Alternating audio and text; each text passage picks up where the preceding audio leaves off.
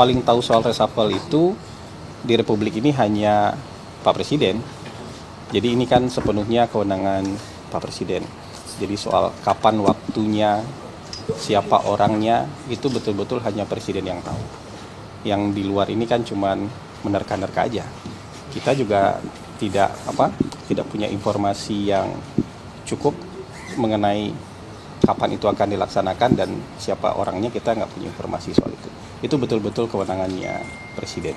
Tapi kalau pernyataan waktu di NU itu lebih ke peringatan atau sebenarnya sinyal juga untuk menteri-menteri tertentu? Presiden kan selalu memberikan arahan, termasuk juga memberi pengingat lah kepada para anggota kabinet. Jadi ini sesuatu yang disampaikan berlaku umum. Jadi buat semua orang, buat semua pihak.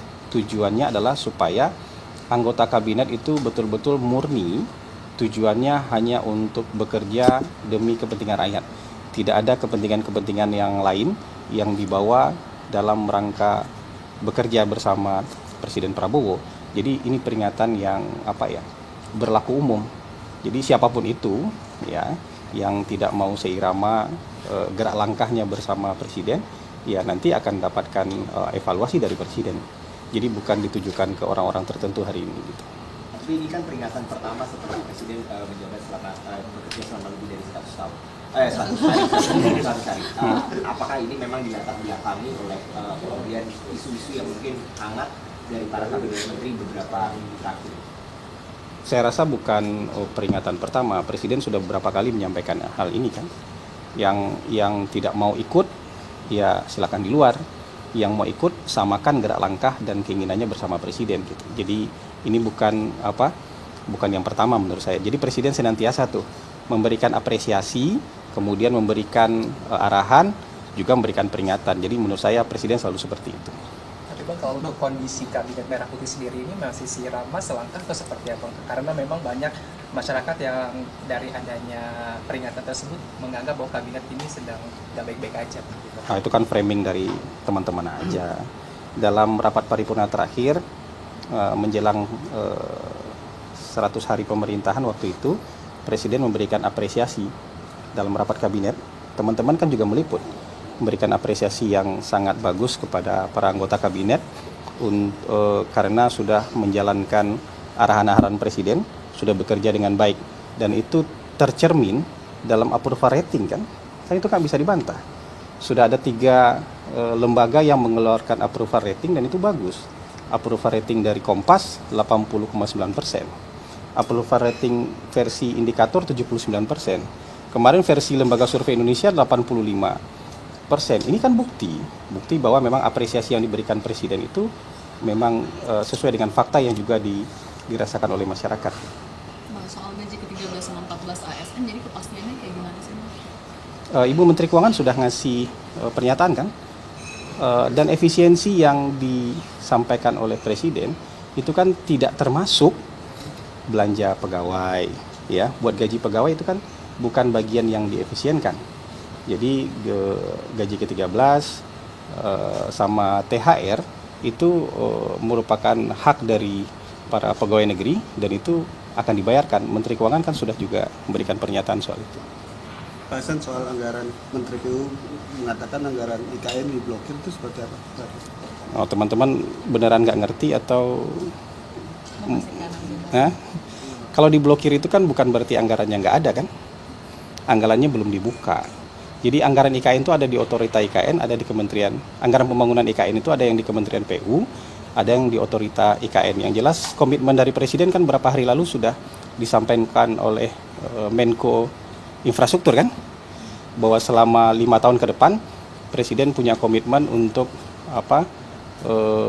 meneruskan pembangunan IKN dengan biaya yang sudah disebutkan. Kalau tidak salah itu 48 triliun komitmen selama 5 tahun ke depan. Dan target pemerintah kan menyelesaikan kawasan inti pusat pemerintahan, membangun gedung yudikatif dan membangun gedung legislatif. Sisanya nanti itu kan akan didorong, yang membangunnya adalah swasta gitu. Apakah ada kemungkinan Pak Presiden juga akan mengecek ke kementerian terkait dengan efisiensi anggaran untuk melihat secara langsung mungkin ada dukungan dari ASN mungkin gitu? Jadi masing-masing kementerian itu nanti akan menyesuaikan penghematan itu dengan tugas pokok dan fungsi mereka.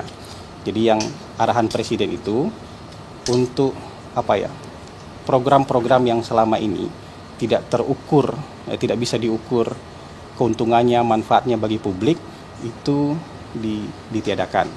Perjalanan luar negeri dikurangi, seremonial dikurangi, perjalanan dinas dikurangi, tapi yang pelayanan publik tidak dikurangi.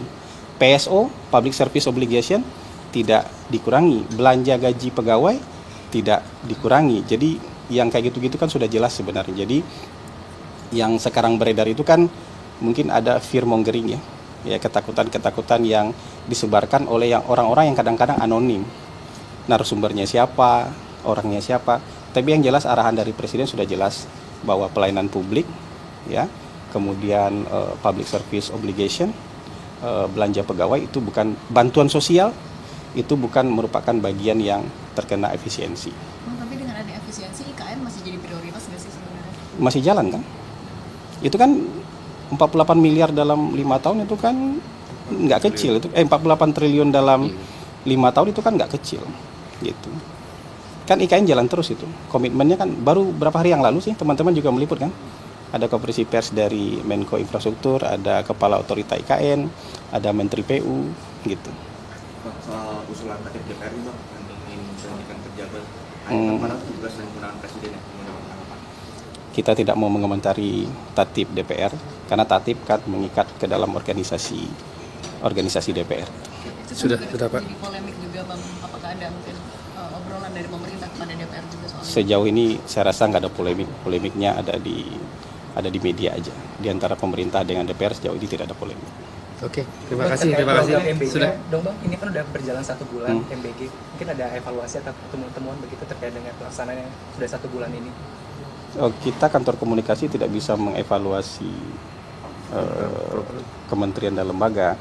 Tapi yang jelas sekarang kan program MBG dalam rangka ekspansi setelah berjalan 1 bulan tentu harus ada yang diperbaiki, mungkin SOP, tapi yang memperbaikinya itu kan BGN karena mereka punya kompartemen khusus yang membidangi soal monitoring dan evaluasi. Saya rasa perbaikan-perbaikan itu dilakukan setiap hari. Jadi ada masukan dari masyarakat, ada masukan dari mitra, ada masukan dari siapa saja, termasuk juga dari siswa-siswa, itu menjadi bahan perbaikan bagi Badan Gizi Nasional. Oke, terima kasih, cukup ya. Terima kasih banyak. Terima kasih ya.